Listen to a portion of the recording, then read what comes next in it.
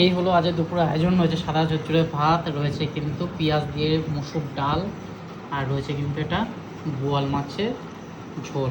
আলু দিয়ে দুখানা বোয়াল মাছ বানিয়েছি। তোমরা যদি কালকে ভিডিও দেখে থাকো, কালকে ভিডিওতে বলেছিলাম আমি যে আমি বোয়াল মাছটা আজকে রান্না করিনি, আজকে পাবদা মাছ শুধু রান্না করেছি। যাই হোক, এই ঝরঝরে রাইস দিয়ে আমি কিন্তু এখন পেঁয়াজ দিয়ে ডালটা খাবো। মসুর ডালটা একদম ঘন করে জিরা দিয়ে পেঁয়াজ দিয়ে ফোড়ন দিয়ে বানিয়েছি। বেশি কিছু আজকে রান্নাবান্না হয়নি, কারণ কি দেরি হয়ে যাচ্ছিলো কাজ করতে করতে, সেই জন্য মসুর ডাল দিয়ে এটা বানিয়েছি। মসুর ডাল বানিয়েছি আর হচ্ছে মাছ বানিয়েছি। মাছটার কালারটা কিন্তু সেই হয়ে যায় না, খেতে কীরকম হবে খাওয়াটা তোমরা শেয়ার করবো। আগে ডাল ভাতটা খেয়ে নিই। ডাল ভাত না হলে না গরমকালে ভালো লাগে না। মসুর ডাল দিয়ে ঘন করে করেছি তো, পেঁয়াজ দিয়ে দারুণ লাগছে। একটু টমেটো দিলেও ভালো লাগতো। গরমকালে জলপাই টমেটো এসব দিয়ে খেতে কিন্তু বেশ ভালো লাগে। ডাল দিয়ে কিন্তু ভাতটা দারুণ খেলাম, একদম পেট শান্তি হয়ে গেল।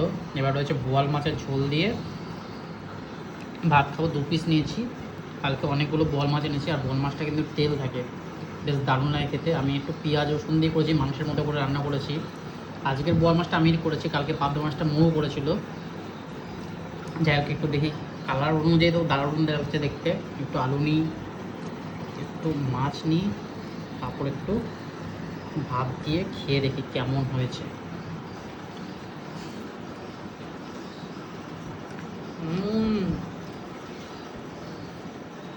দারুণ। এদের নুনটা কম হলে ভালো হতো, নুনটা মনে হয় একটু বেশি দিয়ে ফেলেছি, বা ঝোলটা একটু কম নিলে ভালো হতো, তাহলে নুনটা একটু কম লাগে। নুনটা একটু বেশি দিয়ে ফেলেছি। মাছটা কিন্তু একদম তত্তাজা মাছ ছিল, বললো নিয়ে যাও নিয়ে যাও। 400 টাকা কেজি, আমি প্রায় 500-600 গ্রাম মতো নিয়েছিলাম।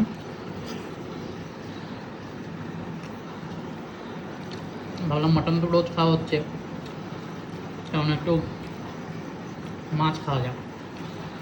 কালকেও যাবো, কালকে বাটা মাছ নিয়ে আসবো, জ্যান্ত বাটা, হেভি লাগে খেতে।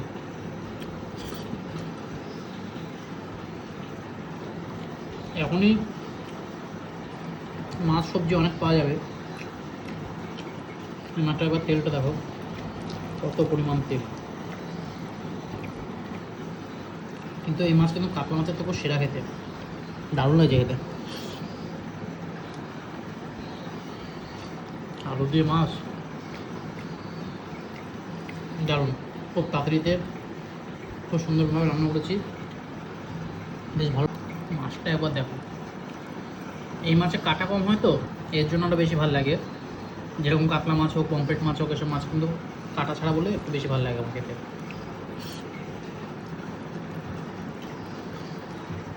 কিন্তু কাতলা মাছ খেতে ভালো লাগে, সেটা হচ্ছে ইলিশ মাছ। আসছে, ওটারও সময় আসছে, ওটাও খাবো, আমাদের সাথে শেয়ার করবো। বাকি কালকে আবার কলকাতা থেকে বেরিয়ে যাচ্ছি, ভালো ভালো ব্লগ আসবে, তোমাদের সাথে শেয়ার করবো।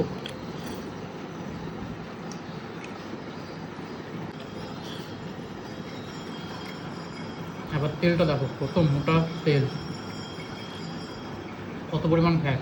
আমি এই তেল খাবো না, কারণ আমি জিম করি, আমার অসুবিধা হয় তারপরে এসব খেলে।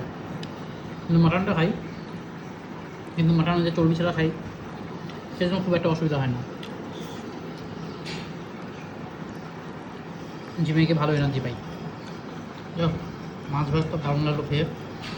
আজের মতো ভিডিওটা এখানে শেষ করছি। দেখা হবে নতুন একটা ভিডিওতে। Tata, bye bye.